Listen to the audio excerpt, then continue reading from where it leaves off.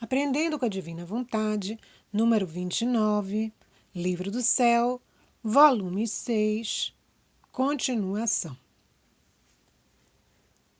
Vamos pedir ao Espírito Santo que nos dê as condições necessárias para que estes ensinamentos, esses trechos divinos, entrem e produzam os frutos para este tempo. É um tempo de graças, é um tempo de derramamento do amor de Deus sobre nós, através do Livro do Céu, e que nós acolhemos na Divina Vontade estes frutos, estas graças, esses orvalhos do amor de Deus que caem sobre cada um que escuta agora este conteúdo, a fim de que seja um filho, uma filha da Divina Vontade. Amém.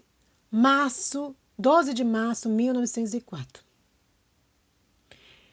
Estando doente, Luísa, ordenei-lhe que ela ditasse, e não podendo desobedecer, tem ditado quanto segue com grande repugnância. Então ela estava doente. Mas mesmo assim ela estava escrevendo. E ela se lamentava com o Senhor de que ela estava se sentindo sofredora e que Jesus não a levava para o céu, ou seja, ela estava sofrendo e Jesus não levava para o céu. E Jesus disse: minha filha, ânimo no sofrimento. Não quero que te abatas por não te ver ainda levada ao céu. Então ela estava ficando abatida, porque ela queria ir embora. E Jesus disse: saiba que sua permanência aqui na Terra é porque o continente de Luísa, que naquela época era a Europa, estava sobre os seus ombros. E o sucesso, ou não, dependeria do seu sofrimento. Então ela estava carregando o êxito, ou não, deste continente sobre as costas dela, sobre os sofrimentos que ela estava passando. Então ela não estava sofrendo por sofrer. Primeira coisa, Jesus deixa bem claro isso. Certo? Se você não sofrer, a situação irá piorar. É isso que Jesus estava dizendo. Então ele diz, se você é forte e constante no sofrimento, as coisas serão mais suportáveis. Agora, caso você não seja, elas se agravarão. Então, e aí acrescenta, se você permanecer na terra e sofrer com muito desejo e constância, tudo que acontecerá de castigos servirá para que venha o triunfo da igreja. E se apesar de tudo isto, este continente não aproveitar dos seus sofrimentos e permanecer, fora da vontade de Deus, os sofrimentos servirão de preparativo para a sua morte e sem que este continente o aproveite.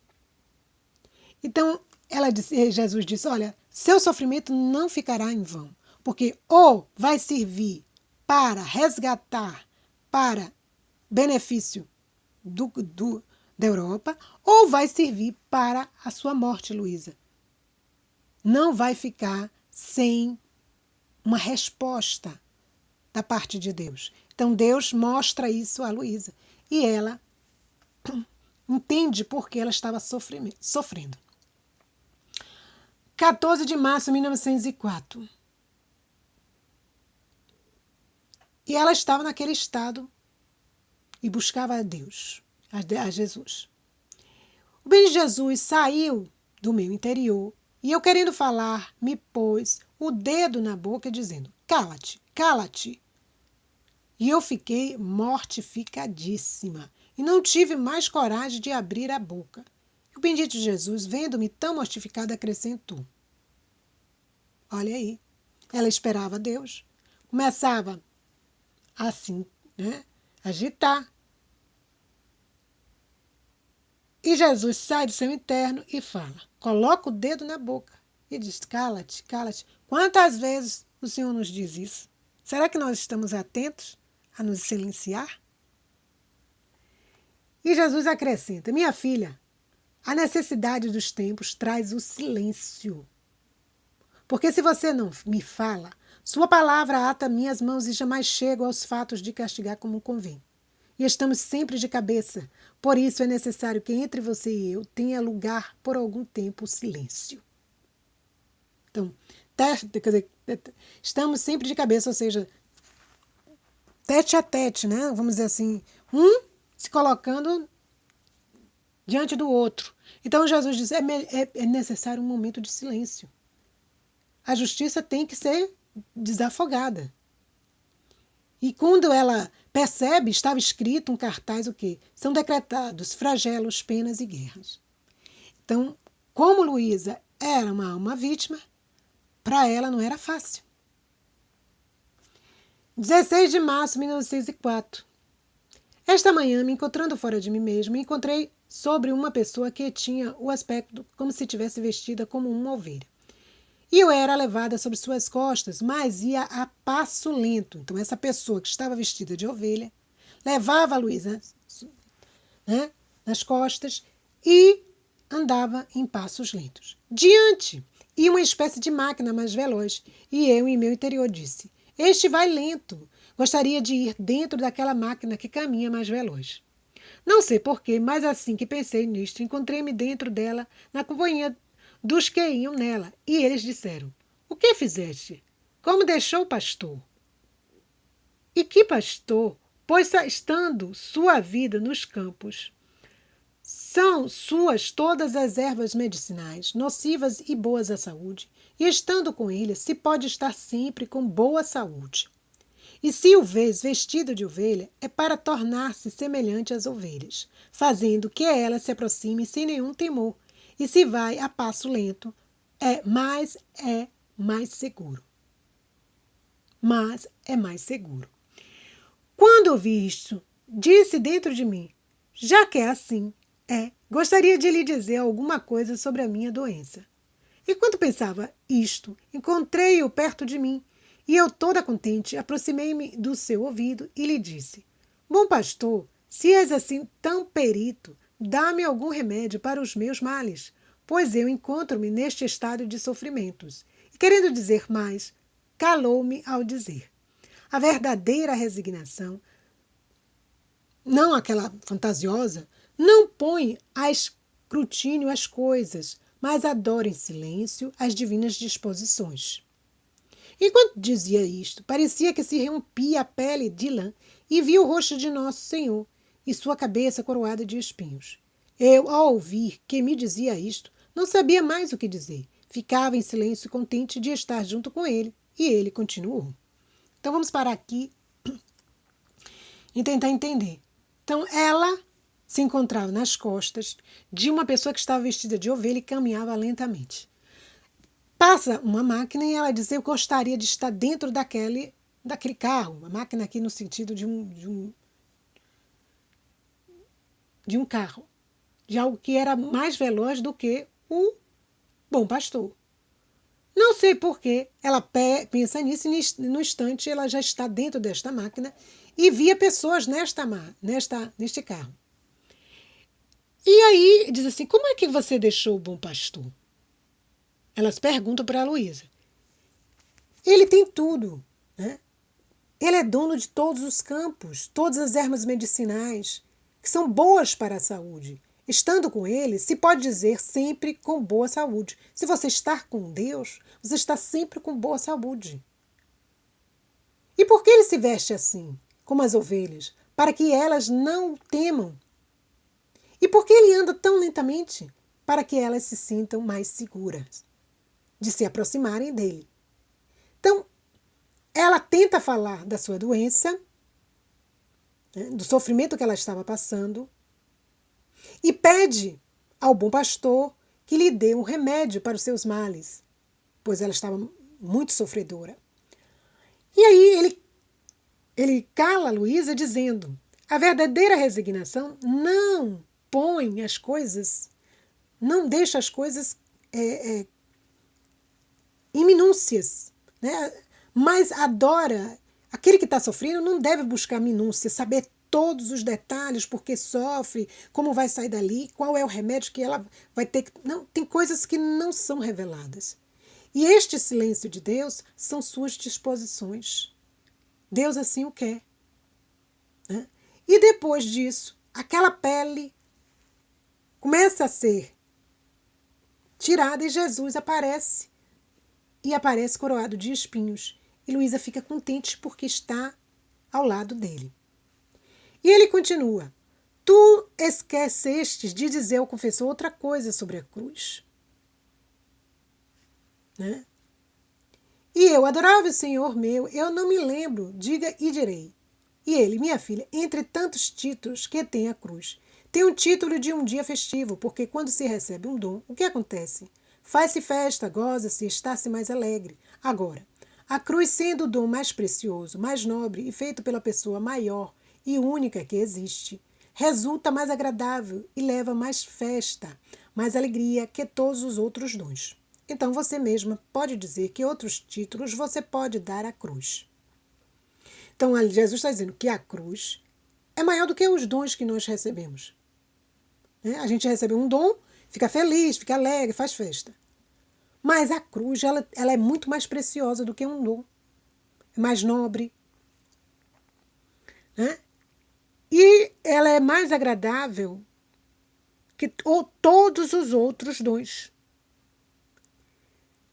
E eu, como tu dizes, pode-se dizer que a cruz é festiva, jubilosa, alegre, ela diz. Né? E Jesus, bem, disseste bem, mas a alma chega a experimentar estes efeitos da cruz quando está perfeitamente resignada à minha vontade. E deu-se toda a si mesma a mim, sem reter nada para si, e eu, para não me deixar vencer em amor pela criatura, dou-lhe tudo, todo eu mesmo, e no doar-me a mim mesmo, dou também a minha cruz, e a alma, reconhecendo-a como meu dom, faz festa e goza. Então, aqui, Jesus diz assim, Luísa, você diz que a cruz é festiva, é jubilosa, mas para experimentar esses efeitos da alegria, do júbilo, da festa, isto acontece quando a alma está resignada totalmente à minha vontade. Ela se deu a mim, não reteve nada para ela, e eu, em retribuição, me dou a ela. E dou também a cruz. E a alma, reconhecendo-a como um dom, e não como um peso, como algo ruim, faz festa e goza. Mas isso tem, aí nós vimos o que tem critérios para que a alma chegue a enxergar a cruz como algo jubiloso, festivo, alegre. São esses passos. Sem isso, ela vai ver a cruz como algo incômodo. 20 de março de 1904. Minha filha, todas as coisas têm origem na fé. Jesus diz a Luísa. Quem é forte na fé é forte no sofrer. A fé faz encontrar Deus em cada lugar, faz com que se descubra em cada ação, toca em cada movimento e cada nova ocasião que se apresenta é uma nova revelação divina que recebe. Por isso, seja forte na fé, porque se estiver forte nela, em todos os estados e vicissitudes, a fé te fornecerá força e te fará estar sempre unida com Deus. Então, dá no Senhor a tua fé. Que eu tenha fé, porque é a fé que vai vencer tudo e todos. Ser forte no sofrer, porque a fé faz encontrar Deus em todo lugar. Seja um lugar de alegria, seja um lugar de sofrimentos, em todo lugar a fé vai fazer com que Deus esteja e que aquela pessoa de fé seja uma pessoa forte. E que ela vai recebendo, naqueles momentos, revelações divinas. Por isso, seja forte na fé. Porque se estiver forte nela, em todos os estados e vicissitudes, a fé te fortalecerá. Fornecerá força a você, a mim e te fará estar sempre unida com Deus. É a fé. Um homem sem fé não agrada a Deus. Né? Precisamos ter fé, precisamos pedir. 9 de abril de 1904. Então, passa-se uma situação, ela recebe a comunhão, estava pensando, que dirá meu bendito Jesus quando vier a minha alma? Dirá, como é feia esta alma, fria, abominável. Quão rápido vai consumir as espécies para não estar em contato com esta alma tão feia? Mas o que queres de mim? Ela perguntava. Então, embora eu seja tão ruim, você, ó meu Deus, ainda deve ter paciência para vir, porque de qualquer forma, você é necessário para mim e eu não posso fazer outra coisa. Então ela estava se achando uma alma indigna. Minha filha, não queira te afligir por isto. Basta um ato perfeito de resignação à minha vontade para poder ficar purgada de todas estas fealdades que você diz, e eu te direi o contrário do que pensa. Te direi, como é bela, sinto o fogo do meu amor em ti e o perfume das minhas fragrâncias em ti, quero fazer a minha perfeita morada. Tá vendo? Quando há uma resignação perfeita à vontade de Deus, há uma purgação das fealdades que ela se dizia ter. E no lugar, Deus vê o quê? A alma bela, sente o fogo do seu amor nela, sente as suas fragrâncias e ele passa a morar nela, porque ela se transforma numa moradia perfeita. E desapareceu. Então, vindo o confessor, contei-lhe tudo e ele me disse que não estava bem, porque é a dor que purga a alma e que a resignação não entrava nisto. Por isso, depois de ter recebido a comunhão, disse, Senhor, o padre disse-me que não está bem o que me disseste. Então, mostra-me melhor e faz-me conhecer a verdade. E ele bondosamente adicionou. Então, quantas vezes a gente não entende bem a palavra de Deus, não entende bem aquele ensinamento? Fica uma interrogação. Então, quando o confessor chama a atenção de Luísa, dizendo, não, minha filha, não é a resignação que purga, mas a dor. Aí cria uma interrogação maior na cabeça dela. Eu digo, então Jesus me falou como? Foi Jesus que me falou. Então ela comunga, ou seja, está em estado de graça, vai até Jesus novamente e pergunta, me explique melhor porque eu não entendi direito. Não foi o Senhor que não explicou bem, foi eu que não entendi. Olha a diferença? E aí Jesus diz, minha filha, quando se trata de pecado voluntário, então se requer a dor. Aí, se a pessoa quer pecar, busca pecar, tem consciência do pecado, então o que vai purgar esta alma é a dor, não é a resignação. Mas quando se trata de imperfeições, de fraquezas, de fealdades e outras coisas mais, e que a alma não tem posto nada do seu, então basta um ato de perfeita resignação e se tem necessidade também deste estado para ficar purgada. Porque a alma, ao fazer este ato, primeiro se encontra com a vontade divina, que purga a vontade humana e a embeleza com suas qualidades, e depois se funde comigo, com ela, no caso aí,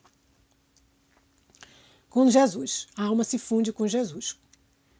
Então, ele está dizendo, se é um pecado involuntário, por friezas, por fraquezas, por imperfeições, basta a resignação perfeita à vontade de Deus, que já purga. Purga a vontade humana, ou seja, queima essas coisas da vontade humana, e embeleza esta alma com as qualidades de Deus, com virtudes, e depois Deus pode se fundir com esta alma. Ou seja, essa alma se torna uma morada perfeita. Ele sente o seu perfume nesta alma, ele sente o fogo do seu amor nesta alma. 10 de abril de 1904. Jesus também, ela esperando, ela se via ainda muito má. E Jesus diz, minha filha, por que te ocupas em pensamentos inúteis, em coisas que não existem? Quantas vezes nós ficamos assim, pensando, e esses pensamentos são vagos, são inúteis, não vão servir para nada. Deve saber que há 3 títulos diante de mim, que como 3 cordas me amarram por toda a parte, e me estreitam mais intimamente a ti, de modo que não posso deixar-te. E são sofrimentos assíduos, reparação perpétua, amor perseverante. Então, Jesus estava ligado a Luísa por essas 3 cordas. Sofrimentos contínuos, reparação perpétua, amor perseverante. Se você, como criatura, é contínua nisto, talvez o Criador seja menos que a criatura? Ele pergunta para ela. Ou se deixará vencer por ela? Isto não é possível. Então, se Deus é capaz de sofrer continuamente, reparar continuamente, amar perseverantemente, e a criatura o segue fazendo isso, quem vai ser maior? O Criador ou a criatura? O Criador. Então, se Deus faz tudo isso por nós e a criatura o segue, essas 3 cordas que amarram por todos os lados e estreitam Jesus mais intimamente a alma, não tem por que Luísa se ver naquele estado, porque é Deus que vai fazer a obra. Deus vai fazer a obra. Apenas pega a tua cruz e siga-me. Siga-me, Luísa. E que o seu Criador vai te embelezar, já que você se sente, vê seu nada, vê suas misérias. 11 de abril de 1904.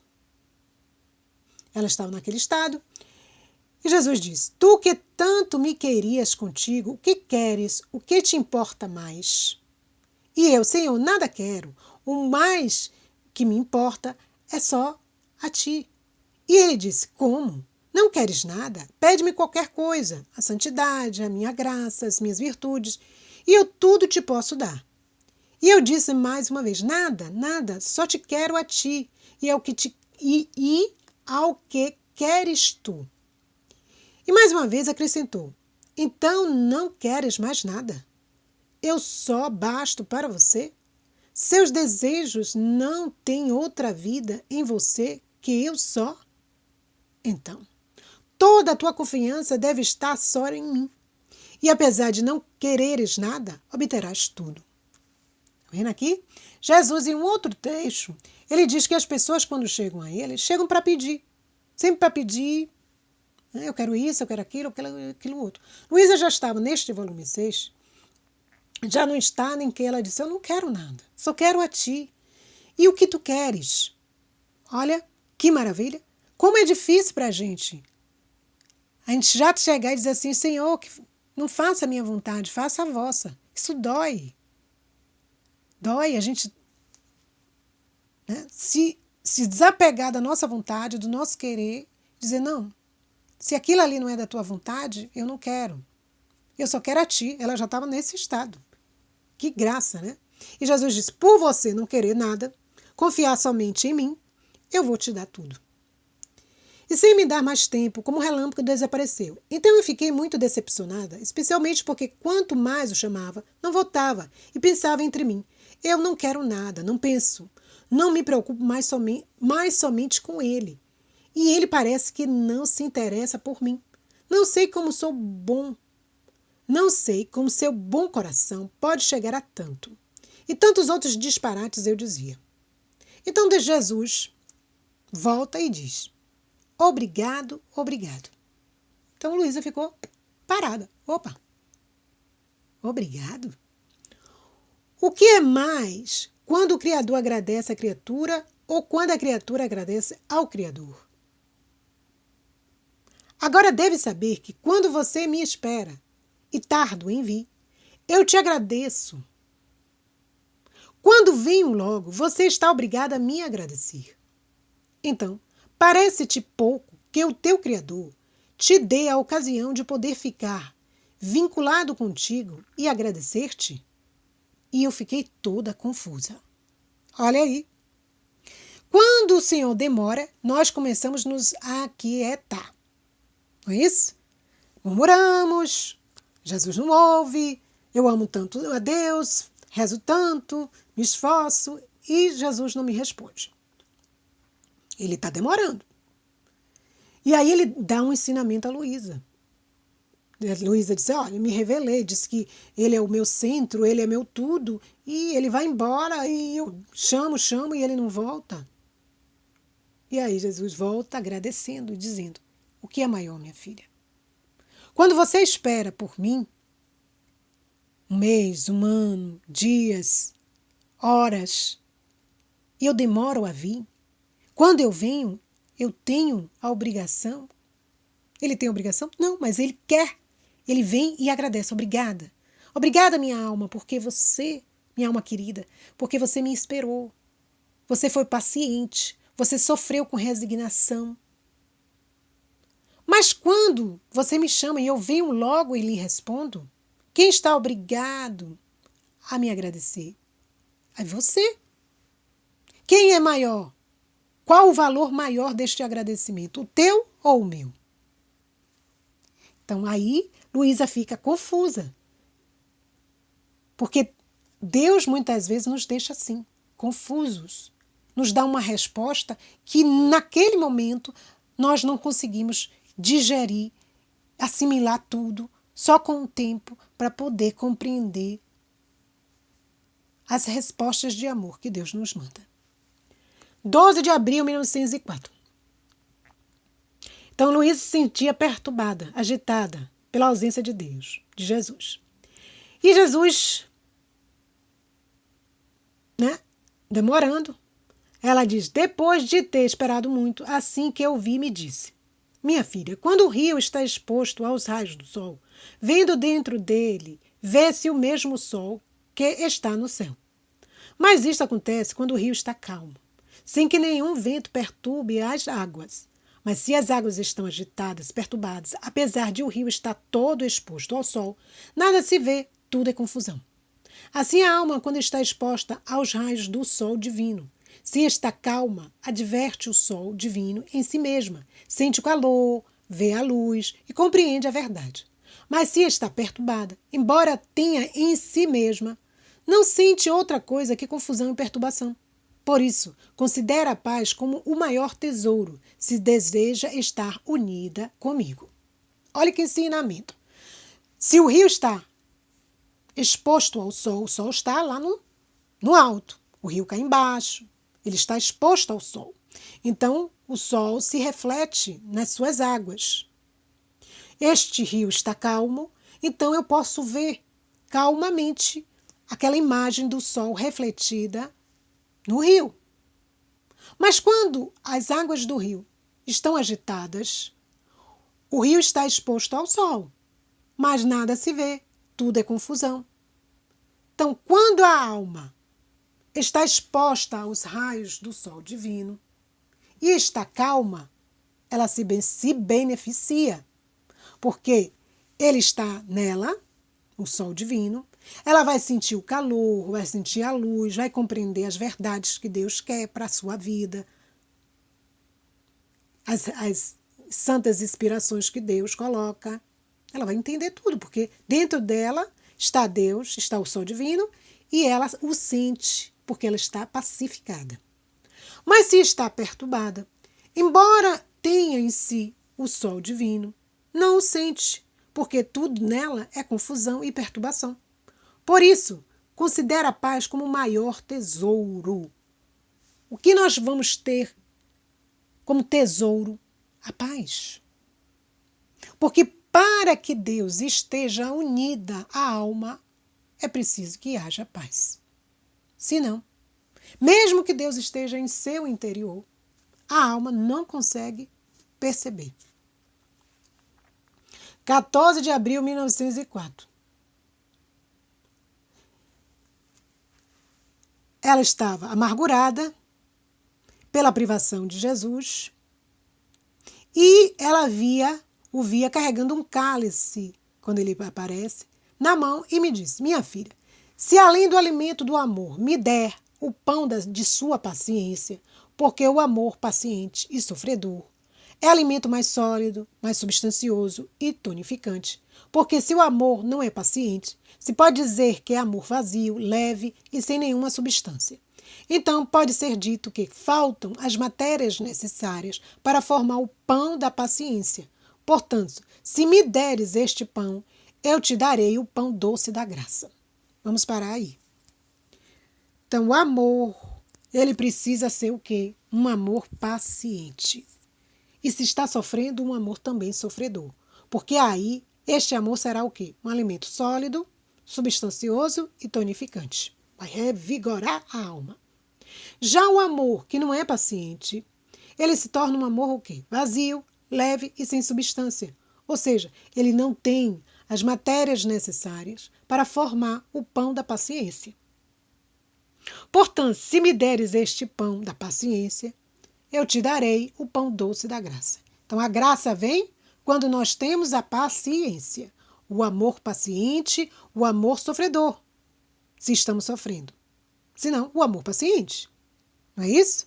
Então, tendo este amor assim, Deus vai nos dar o quê? O pão da paciência e o pão doce da graça. Enquanto dizia isto, deu-me a beber o que estava dentro do cálice que tinha na mão, que parecia doce, como uma espécie de licor que eu não sei distinguir, e desapareceu. Depois disto, vi ao redor do meu leito muitas pessoas estranhas, sacerdotes, homens de bem, mulheres que pareciam que deviam vir ao meu encontro, e alguns deles pareciam dizer ao confessor: dá-nos notícias desta alma, de tudo que o Senhor lhe manifestou, as graças que ele tem feito. Porque nos manifestou o Senhor desde 1882 que escolhia uma vítima, e o sinal desta vítima seria que o Senhor a teria mantido sempre neste estado, como jovenzinha, tal como quando a escolheu, sem envelhecer ou mudar a mesma natureza. Agora, enquanto isto dizia, não sei como eu me via, tal como quando me deitei na cama, sem que tivesse mudado em nada, por ter estado tantos anos neste estado de sofrimento. Então, Luísa, voluntariamente, estava num estado de vítima e estava sofrendo o quê? Porque ela estava o quê? Num leito. Não é que Luísa estava impossibilitada de andar, era paralítica, nada disso. Ela se colocou nesse estado, mesmo andando, mesmo normal. Ela se colocou, Deus assim pediu e ela por muitos anos viveu assim, até morrer. E aí mostra o quê? Que pessoas começavam a perguntar sobre ela. Pessoas que iriam vir até ela, que ainda não tinham vindo, homens de bem, sacerdotes. E que ela, né, eles foram revelados a estas pessoas que ela seria o quê? Uma alma vítima, que ela não envelheceria. Mas a gente tem que prestar atenção quando Deus nos fala, que Deus fala muito por parábolas ou então por uma linguagem figurada. E às vezes a gente quer pegar a palavra de Deus e colocar na íntegra. Não, temos que pedir o Espírito Santo que nos revele. Então, esse estado de não envelhecer, de não mudar a mesma natureza, de ser sempre uma jovem, com certeza era em outro aspecto, num aspecto espiritual. Porque no material ela envelheceu. Ela envelheceu e morreu com os anos. Então, a gente tem que ter essa distinção. 16 de abril de 1904. Continuando o meu estado habitual, ela havia uma multidão. E no meio deles se ouviam rumores de bombas, de explosões, e as pessoas caíam mortas, feridas. E ela via muita gente morrendo. E via também um grupo que saía e se escondia, tentando se abrigar, e infelizmente também eram atingidas. Então Luísa disse para Jesus: tem misericórdia, piedade desta pobre gente. Então eu virei, e girando novamente, eu o vi como um pequeno menino, mas pouco a pouco estava crescendo até que ele chegou à idade perfeita. Então me aproximei e lhe disse: amável Senhor, não vê a tragédia que acontece? Não queres fazer mais uso da misericórdia? E aí ela disse: Senhor, por misericórdia, tem piedade dessa gente, use esse atributo que é a sua divina misericórdia. E aí Jesus diz assim para ela: basta, basta, não vá em frente. Você quer falar de misericórdia e da justiça, o que faremos? Já o disse e repito, é necessário que a justiça tenha o seu curso. Está vendo a resposta que Jesus disse? Manda ela parar de dizer coisas que ela não está entendendo. E ele diz: a justiça tem que ter o seu curso. Portanto, tendo repetido, não há remédio. E para que me deixar? Ela diz. me deixar nesta terra quando não posso aplacar-te mais e sofrer, eu em lugar de meu próximo? Luísa dizia: sendo assim, é melhor que me faças morrer. Enquanto eu estava nisto, vi a outra pessoa por detrás das costas de Jesus bendito e disse-me quase acenando com os olhos: apresenta-te ao Pai e vê o que te diz. Então ela, trêmula, vai diante do Pai e se apresenta. E ele diz: que queres que venhas a mim? O que queres? E eu, bondade adorável, misericórdia infinita, sabendo que tu és a mesma misericórdia, vim pedir-te misericórdia, misericórdia para as tuas próprias imagens, misericórdia para as obras criadas por ti, misericórdia não para os outros, mas para as tuas próprias criaturas. E ele me disse: então, é misericórdia o que você quer? Mas se você quiser verdadeiramente misericórdia, a justiça, depois de ter desabafado, produzirá grandes e abundantes frutos de misericórdia. Então, não sabendo mais o que dizer, disse: Pai infinitamente santo, quando os servos, os necessitados se apresentam aos patrões, aos ricos, se são bons, se não dão tudo o que é necessário, dão-lhe sempre alguma coisa. E eu, que tive o bem de me apresentar ante a ti, dono absoluto, rico sem termo, bondade infinita, nada queres dar a esta pobrezinha do que eu te pedi. Não fica, acaso, mais honrado e contente o patrão quando dá do que quando nega o que é necessário a seus servos?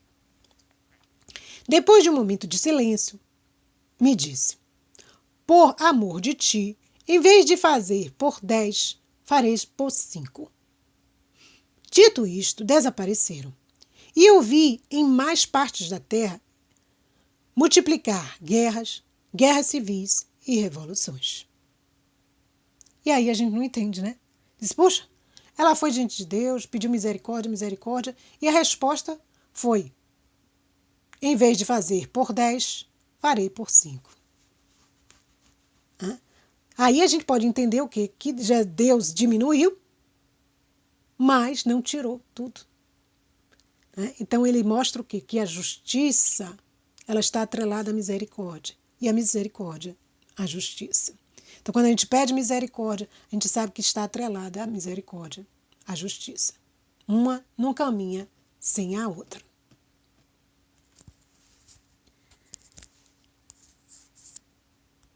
Então peçamos ao Senhor Jesus que através destes trechos Ele venha nos esclarecer mais e mais, aprofundar esses conhecimentos mais e mais no nosso interno e que possamos dar frutos de santidade a Deus, porque não basta ler o livro do céu. O livro do céu não é feito para ler correndo, porque quem corre cansa e não alcança, pode correr o risco de não alcançar. Então temos que ler o livro com constância, sim, mas buscando, pedindo a Deus: Senhor, que esses trechos fiquem impregnados na minha alma, no meu consciente, inconsciente, subconsciente, na minha vontade, na minha memória, na minha imaginação, que eu não perca estes momentos, que eles sejam valiosos, que a tua divina vontade ela solidifique em mim estes conhecimentos e que eu passe a usá-los na minha vida diária e ajudar outros a usá-los também, esses conhecimentos, a fim de que não fique só a nível de informação. Porque se ficar só a nível de informação, não vale de nada. É preciso transformar este alimento espiritual em sangue que corre nas nossas almas, nas nossas veias. Do contrário, de nada servirá. Nós temos olhos, mas não se vê.